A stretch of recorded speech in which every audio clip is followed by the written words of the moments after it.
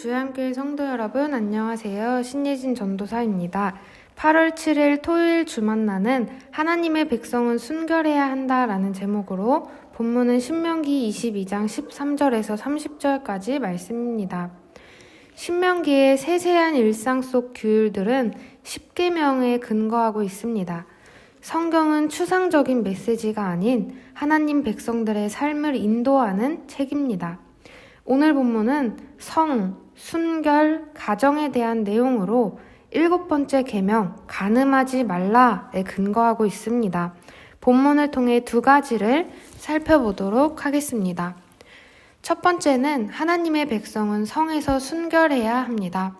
하나님께서는 이스라엘에게 성적 순결을 말씀하십니다. 본문 13절에서 21절은 결혼한 아내가 처녀인지 아닌지, 처녀였는데 남편이 비방하여 처녀가 아니라고 했다면 남편은 장로들에게 맞고 은 100세겔을 벌금으로 내야 하며 평생 버릴 수 없는 아내로 삼아야 합니다. 그러나 남편의 말이 참될 때에는 처녀를 끌어내어 돌로 쳐 죽여야 함에 대해 말하고 있습니다.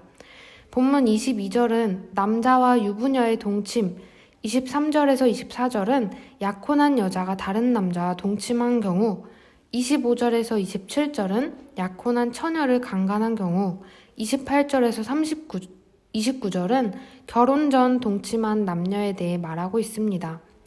성경은 성에 대하여, 순결에 대하여 경고합니다. 기계의 설명서가 있듯이 사람에게도 지으신 분의 특별한 매뉴얼이 있는 것입니다. 육체적인 쾌락이 위험한 이유는 죄로 이어지기 때문입니다. 요즘같이 순결에 대한 다양한 해석으로 성의 기준이 흐려질 때 그리스도인들의 성 사용법은 오직 말씀에 근거해야 하는 것입니다. 하나님은 혼 전에도 혼 후에도 순결을 말씀하십니다. 하나님의 말씀대로 성에서 순결한 주의 백성이 되기를 소망합니다. 두 번째는 하나님의 백성은 순결한 신앙을 가져야 합니다. 본문에서 성에 대한 문제들을 다룰 때마다 반복되는 말이 있습니다. 너희 가운데서 악을 제할지니라 입니다. 성적 타락은 악한 것입니다. 믿음의 공동체 안에서 이는 심각한 문제였습니다. 그런데 이스라엘 백성들의 성에 대한 순결 문제는 영적으로 더 큰 의미를 내포합니다. 바로 하나님과의 관계에서의 순결입니다. 성경에서 우상 숭배를 간음으로 여기는 구절들을 보게 됩니다. 우상은 하나님과 나와의 관계를 망가뜨립니다. 바르게 교제하고 사랑하지 못하게 합니다. 백성은 하나님의 순결한 신부로 나아가야 합니다.